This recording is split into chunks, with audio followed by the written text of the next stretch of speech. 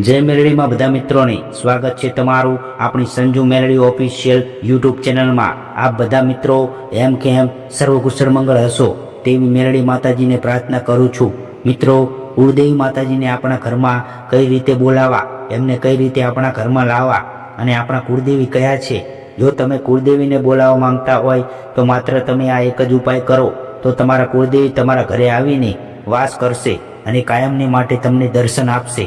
કુળદેવીનું સ્થાન બહુ ઊંચું છે। કુળદેવી વગર તમે કોઈ પણ દેવી શક્તિ, દેવી દેવતાની આરાધના, મંત્ર જાપ કરો તો ફળતા નથી। એટલે મિત્રો, કુળદેવીની કૃપા વગર તમને કોઈ પણ કાર્યમાં સફળતા મેળવી શકતા નથી। એટલા માટે કુળદેવી આપણા કુળની રક્ષા કરે છે, આપણો વંશ પરંપરાગત વેલો વધે છે, આપણી પેઢીઓ તરે અને આપણી આવનારી પેઢીઓ પણ કુળદેવી માતાજીના આશીર્વાદથી સુખી થાય। એવી કુળદેવીની કૃપા મેળવવા માટે આપણે કુળદેવીને ઘરે બોલાવવા જોઈએ, એમને ઓળખવા જોઈએ। એવી શક્તિની પૂજા કરીને આપણી પેઢી અને આપણા પૂર્વજોને, આપણી આવનારી પેઢીઓને તારી અને આપણા જીવનને ધન્ય બનાવવું જોઈએ। મિત્રો, કહેવાય છે કે મા તે મા, બીજા વગડાના વા। જેમ કે આપણા મા બાપ આપણને, આપણા સંતાનોને કઈ રીતે રાખે છે, એવી જ રીતે કુળદેવીમાં આપણને એવી રીતે સારી રીતે એમ કેમ સાજા તાજા માજા રાખે છે। છોરું કછોરું થાય પણ માવતર કમાવતર ન થાય। આપણે ગમે તેવા હોઈએ તો આપણા મા બાપ આપણને સાચવી લે છે। તમે કોઈ નાની મોટી જાણે અજાણે ભૂલ કરી હોય તો આપણી મા હોય એ આપણને સાચવે છે, આપણને થોડો ઠપકો આપે, નારાજ થાય, આપણાથી રિસાઈ જાય પણ આપણને કદી ફેંકી દે ખરા? તો મિત્રો, એવી જ રીતે આપણી કુળદેવી કદાચ આપણાથી નારાજ થઈ ગઈ હોય, કદાચ આપણને ખ્યાલ ના હોય કે આપણા કુળદેવી કોણ હશે, રિસાઈ ગયા હોય અને આપણા ધારેલા કામ ન થતા હોય તો મિત્રો, ગભરાવાની જરૂર નથી। મા તે મા, બીજા વગડાના વા। છોરું કછોરું થાય પણ માવતર કમાવતર ન થાય। એટલા માટે કુળદેવી માતાજીની કૃપા તો કાયમ માટે બાળકો ઉપર હોય જ છે। બસ તમારે એને મનાવવાના છે, તમારે એમને રાજી કરવાના છે, તમારે એમને બોલાવવાના છે અને પછી તમારા ઘરે માં આવે એટલે તમારે રોજ એમની સેવા પૂજા કરો, એમના દર્શનનો લાવો લ્યો અને તમે જે નિત્ય કામ, ધંધો, વ્યાપાર, મજૂર કરતા હોય એ પ્રમાણે તમારે કરવાનું છે। મિત્રો, આપણા ઘરમાં કુળદેવી માતાજીને બોલાવવા હોય તો સર્વપ્રથમ તમને પહેલા કહી દઉં કે જો કુળદેવીનો ખ્યાલ ના હોય, જે લોકોને કુળદેવી માનો ખ્યાલ ના હોય કે આ અમારા કુળદેવી માં છે, તો તમારે સૌ પ્રથમ તમારા જે ભાઈઓ હોય, તમારું કુટુંબ હોય, તમારા જે વડવાઓ હોય, તમારા જે ગામ હોય, તમારું જે ગોત્ર હોય, તમે કઈ જ્ઞાતિના છો એને તમે તપાસ કરો। તમે કયા ગામના, કયા જિલ્લાના, કયા તાલુકાના, પછી તમારે જે કુટુંબીજનો હોય, જે તમે વર્ષોથી જુદા પડી ગયા હોય, અલગ રહેતા હોય, કોઈ અત્યારના સમયમાં ગામડાઓમાં, શહેરમાં અલગ અલગ વિભાજિત થયા હોય તો ઘણા લોકોને કુળદેવીની ખબર હોતી નથી, તો તમે એમને સંપર્ક કરો।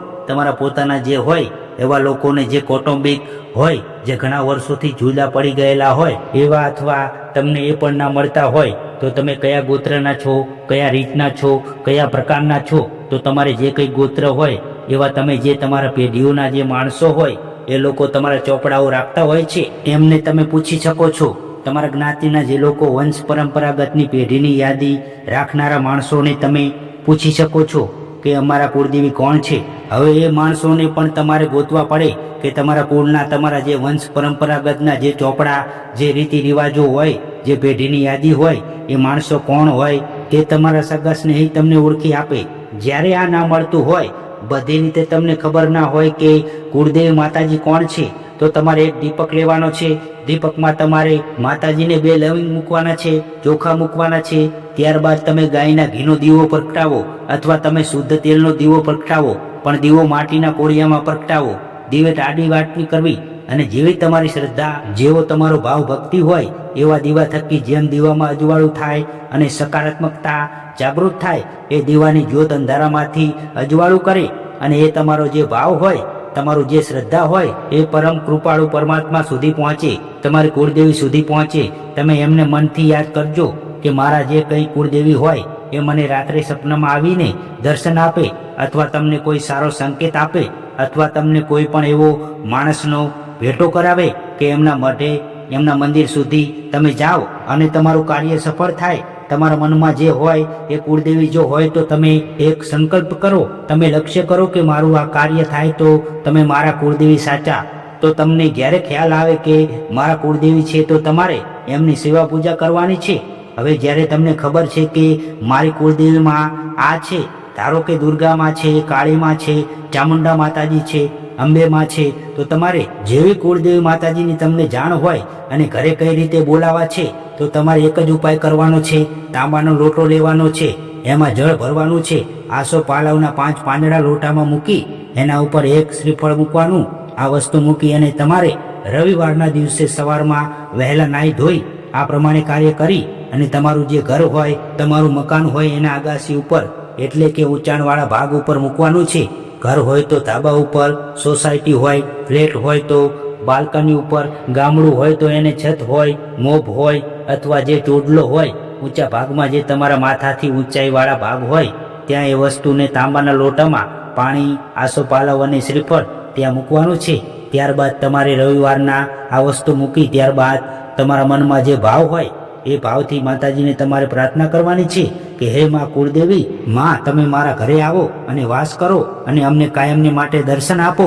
આ કાર્ય તમારે રવિવારના દિવસે કરશો એટલે તમને સોમવાર, મંગળવાર, બુધવાર કે ગુરુવાર 3 દિવસ પછી તમને કોઈ એવો સંકેત મળશે કે તમને કોઈ એવો સપનું આવશે કે તમારા ઘરે માતાજી ઉતરી ગયા છે, તમારા ઘરે માતાજી આવી ગયા છે અને એમના સ્થાન ઉપર એમણે સ્થાન લઈ લીધું છે.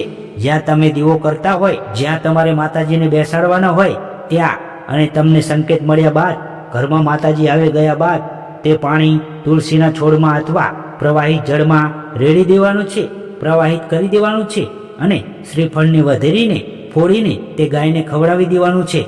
ગાયમાં 33 કોટી દેવતાનો વાસ હોય છે. બધા દેવો રાજી તો કુળદેવી માતાજી રાજી. જ્યારે તમારી કુળદેવી માતાજી રાજી હોય તો તમારી પેઢીઓની પેઢીઓ તરી જાય અને તમારા ઉપર અસીમ કૃપા, આશીર્વાદ તમને મળે.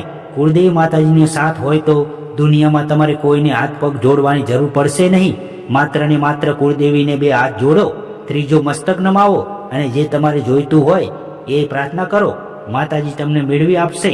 રોજ નિત્ય એમનો દીવો કરો, સેવા પૂજા કરો, બની શકે તો ધર્મ કરો. યથાશક્તિ જે તમને યોગ્ય લાગે એટલે કોઈને મદદ કરાય તો કરજો. ધર્મથી ઢુકડા રહેજો, પાપથી વેગળા રહેજો તો 100% કુળદેવી માતાજી તમારા ધારેલા કાર્યો કરશે. તો મિત્રો, આ વિડીયો તમે કયા ગામ, તાલુકા, જિલ્લા, શહેરમાંથી જુઓ છો તે કોમેન્ટમાં જરૂર જણાવજો. તો ચાલો મિત્રો, આ વિડીયોમાં આટલું જ. જો વિડીયો તમને ગમ્યો હોય તો વિડીયોને હાઈપ અને લાઈક, શેર જરૂરથી કરજો અને કોમેન્ટ બોક્સમાં સાચી શ્રદ્ધાથી તમારા કુળદેવી માતાજીનું નામ લખી દેજો. અને મિત્રો, તમે આ ચેનલમાં નવા આવ્યા હોય તો સંજુ મેલડી ઓફિશિયલ યુટ્યુબ ચેનલને સબસ્ક્રાઇબ કરવાનું ભૂલતા નહીં. તો ચાલો ફરી મળીશું હવે એક નવા વિડીયો સાથે. ત્યાં સુધી જય મેલડીમાં, જય કુળદેવી માતાજી, હર હર મહાદેવ.